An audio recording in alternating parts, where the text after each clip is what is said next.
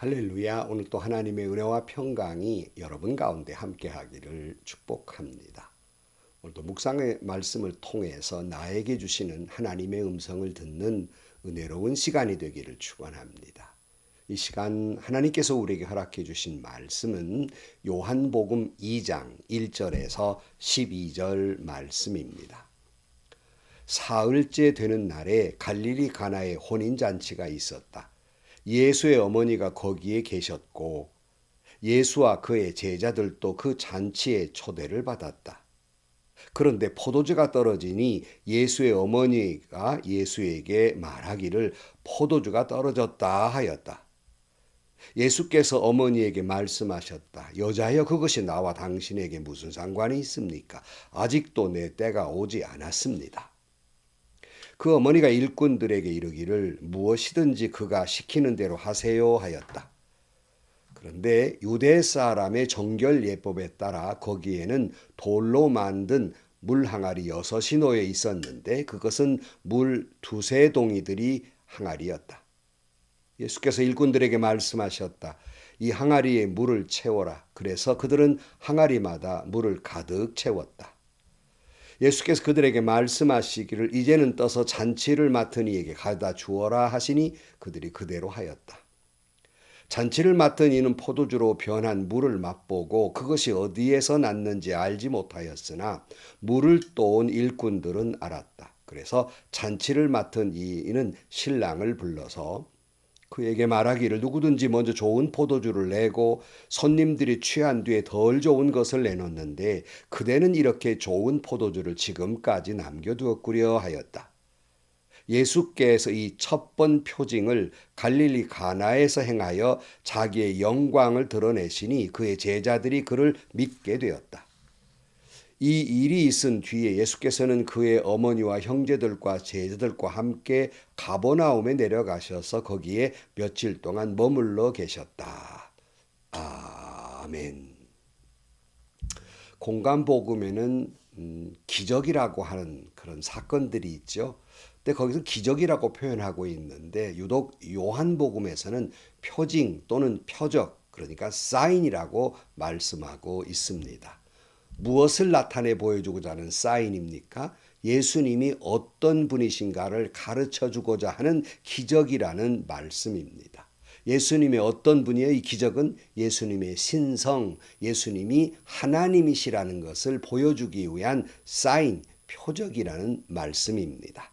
그 표징 첫 번째가 갈릴리 가나의 혼인잔치집에서 물이 포도주로 변하는 유명한 사건을 말씀하고 있습니다. 오늘 1절 말씀에 보면 사흘째 되는 날에 갈릴리 가나에 혼인잔치가 있었다.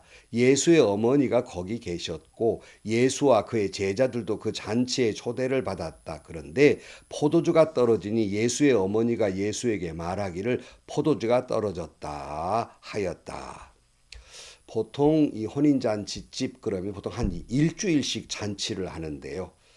그 예수님의 어머니와 예수님과 제자들이 초대를 받아서 갔는데 이 풍요로워야 할 잔치집에 그냥 만약에 먹거리가 떨어졌다든가 여기 오늘 본문에 포도주가 떨어졌다면 손님은 밀려드는데 얼마나 당혹스러운 일이겠습니까? 이 집이 이런 일을 당했단 말이에요. 그러니까 예수님의 어머니가 이 흥겨워야 할 잔치집에 뭔가 포도주가 떨어졌으니 왠지 불안하기도 하고 안쓰러운 마음에 예수님에게 이런 말씀을 하셨던 겁니다. 예수님의 이런 말씀을 듣고 예수님이 냉랭한 대답을 해요. 4절 말씀에 예수께서 어머니에게 말씀하셨다. 여자여, 그것이 나와 당신에게 무슨 상관이 있습니까? 아직도 내 때가 오지 않았습니다. 여기 예수님을 여자여라고 부르니까 여기 상당히 당돌하고 때로는 낮추어 말한 것 같은 기분이 들기도 합니다. 그런데 이것을 학자들에 따라서 어떤 분들은 이게 우리말로 여자여라고 번역을 했지만 존칭어이다라고 해석을 하기도 하고 또 한편으로는 이것이 존칭어로 보기는 좀 어렵고 여기 예수님께서 그 어머니를 여자여라고 부른 것은 홀대하거나 낮추거나 또는 존칭으로 말한 것이 아니라 예수님의 어머니의 이 말에 약간 거리감을 두는 동감하지 못하는 표현으로 여자여라고 이야기했다. 이렇게 해석하고 있기도 해요. 그래서 킹제임스 버전에는 여인이여라고 번역하고 있고요. 공동 번역에는 어머니여라고 번역을 하고 있습니다. 그러니까 너무 여기 여자여 했다고 그래서 좀 낮추어 이야기한 거 아닌가 이렇게 생각하시지 마시고 조금은 거리를 두는 말씀이었다. 이렇게 해석을 하면 되겠습니다. 근데 예수님 왜 굳이 이런 단어를 쓰셨을까? 바로 그것은 다음 말씀의 그 의미를 알게 되는데요. 그것이 나와 당신에게 무슨 상관이 있습니까? 아직도 내 때가 오지 않았습니다. 예수님도 그 가정의 안타까움은 이해하지만 아직 내가 뭔가 할 때가 아니라는 거죠. 이 때라는 말은 예수님의 때는 특별히 우리가 성경에서 때라는 말, 예수님의 때라는 말이 나올 때는 무슨 의미를 가지고 있습니까?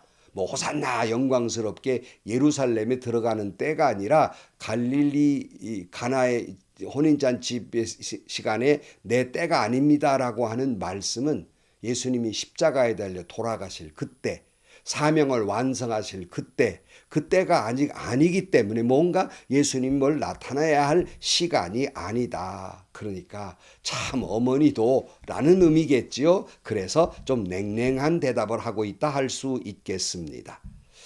그러나 예수님의 어머니가 일꾼들에게 이런 말을 해요. 5절에 그 어머니가 일꾼들에게 이르기를 무엇이든지 그가 시키는 대로 하세요 하였다. 그런데 유대 사람의 정결 예법에 따라 거기에는 돌로 만든 물 항아리 6이 놓여 있었는데 그것은 물 두세 동이들이 항아리였다.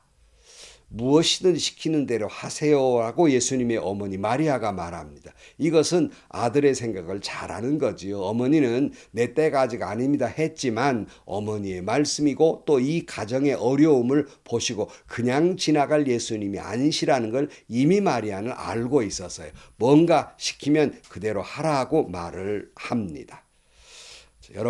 여러분도 아직 무슨 말씀을 주님이 하시든지 여러분 말씀대로 순종하시기를 축복합니다. 근데 여기 유대인의 정결 예법에 따라 물 항아리 6이 놓여 있었다 그랬어요. 유대인의 정결 예식은 대단히 중요하게 생각하는 일이에요. 그래서 많은 사람들이 잔치에 모이니까 물론 뭐 손도 씻고 발도 씻고 뭐 여러 가지 해야 할 깨끗하게 해야 할 예식이 있는 거예요. 그래서 이 정결 예식에 대해서 하기 위해서 물 항아리를 갖다 놓았는데 여기 보면 그 두세 동이들이 항아리가 6개 있다 그랬어요.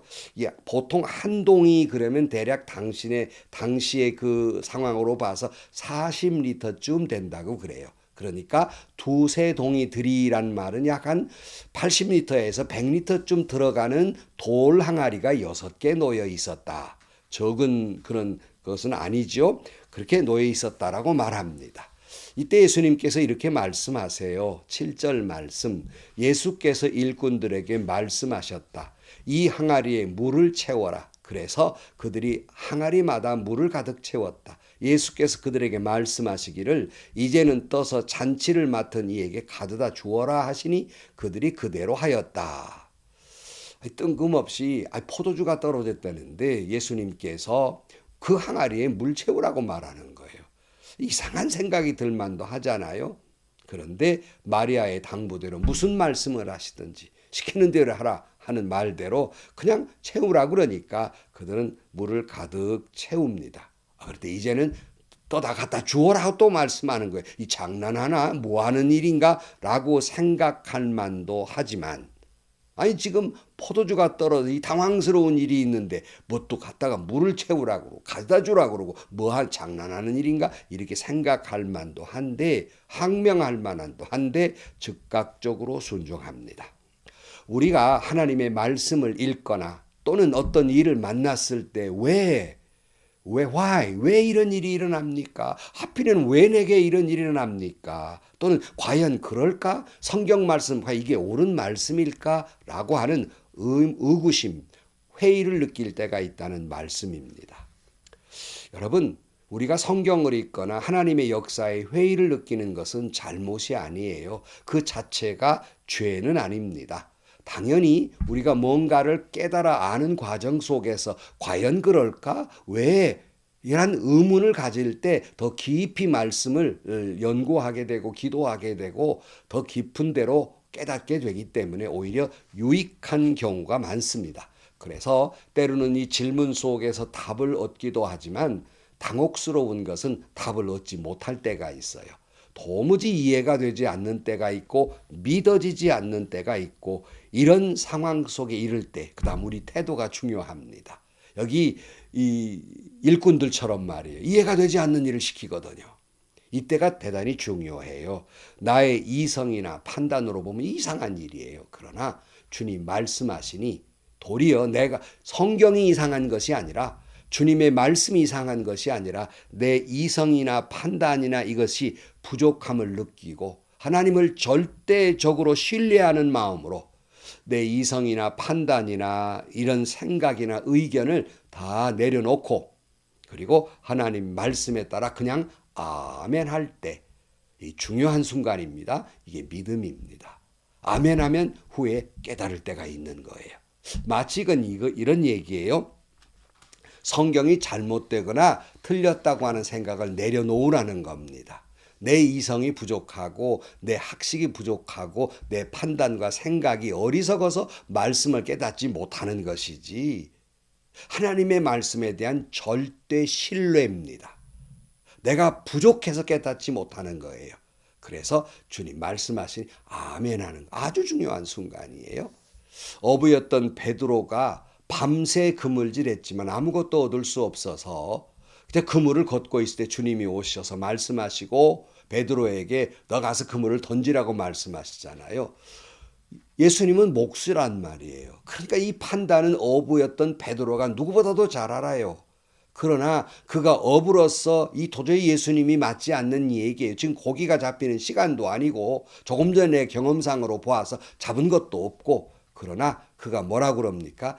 주님이 말씀하시니 내가 아무리 해서도 얻은 것이 없었지만 내 판단으로는 안 되는 일이지만 주님이 말씀하시니 순종하여 그물을 내리리이다. 이게 믿음이라는 말이에요. 결과는 어떻게 되지요? 그물이 찢어지도록 물고기를 많이 잡게 됩니다. 이것을 믿음이라고 하는 거예요. 여러분 잘 생각해 보세요. 내 이치에 맞고 내 판단에 맞고 어떤 것이 확실히 증명되는 걸 믿는다고 할 때 진짜 믿음입니까? 아니면 내가 아무리 해도 믿어지지 않고 의문이 많지만 그래 네가 말하니까 그 네 말이니까 내가 믿는다. 바로 이때가 믿음 아닙니까? 내가 아무리 믿어지지 않고 어떤 때는 말이 안 되는 것 같지만 주님 말씀하시니 아멘 이것이 믿음이라는 거 이렇게 내가 받아들이는 건 하나님 말씀에 대한 절대 신뢰 이걸 믿음이라고 하는 거예요. 여러분에게도 이런 믿음이 있기를 축복합니다. 신앙이란 알아서 믿는 것이 아니라 믿어서 알게 된다는 말씀 여러 번 말씀을 드렸어요. 9절 말씀입니다. 잔치를 맡은 이는 포도주로 변한 물을 맛보고 그것이 어디에서 났는지 알지 못하였으나 물을 떠온 일꾼들은 알았다. 그래서 잔치를 맡은 이는 신랑을 불러서 그에게 말하기를 누구든지 먼저 좋은 포도주를 내고 손님들이 취한 뒤에 덜 좋은 것을 내놓는데 그대는 이렇게 좋은 포도주를 지금까지 남겨두었구려 하였다. 일꾼들이 가져온 것을 이 물이 포도주로 변한 걸 먹어보니까 너무 특상품이란 말이에요. 맛이. 그러니까 그가 말하기를 아니 일반적으로 손님이 먼저는 좋은 포도주를 내고 좀 취하면 좀 덜 좋은 포도주 정신이 왔다 갔다 하니까 그걸 내는데 아 이 집은 어떻게 이렇게 좋은 포도주를 끝까지 남겨놓았냐 하고 칭찬을 하는 겁니다. 저는 잘 모르겠습니다만 뭐 술집에서도 그런다면서요. 뭐 양주 처음에는 좋은 거 진짜로 갖다 주고 그 다음에 이분이 회롱회롱 술 취하면 그 양주에다가 그저 물을 타가지고 준다는 말 제가 들었습니다만은 뭐 이와 같은 이치예요. 근데 이 집은 처음부터 끝까지 좋은 포도주를 낸다 그랬어요. 여러분 주님 말씀에 순종하는 자는요 처음과 끝이 같아야 합니다. 그렇게 사시기를 축복합니다. 11절입니다. 예수께서 이 첫 번 표징을 갈릴리 가나에서 행하여 자기의 영광을 드러내시니 그의 제자들이 그를 믿게 되었다. 이 일이 있은 뒤에 예수께서는 그의 어머니와 형제들과 제자들과 함께 가버나움에 내려가셔서 거기에 며칠 동안 머물러 계셨다.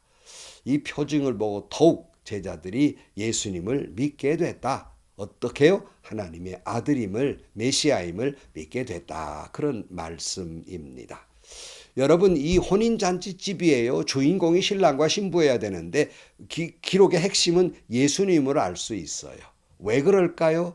예수님은 이 기적이 났다, 물이 포도주로 변했다는데 중점을 두고 있는 것이 아니라 예수님이 누구인가의 사인입니다. 특별히 이 혼인잔치집을 통해서 예수님이 어떤 분인가를 말씀하고 있습니다. 오래전에 어느 학교에서 이 갈릴리 가나 혼인잔치집에 대하여 논하라, 느낀 대로 써라, 이렇게 학생들에게 시험을 봤다 그래요. 근데 학생들이 그 머리를 쥐어 짜면서 답을 쓰느라고 애를 쓰는데 한 학생이 벌써 다 쓰고는 가만히 앉아 있는 거예요. 한 줄 딱 쓰고 끝낸 거예요.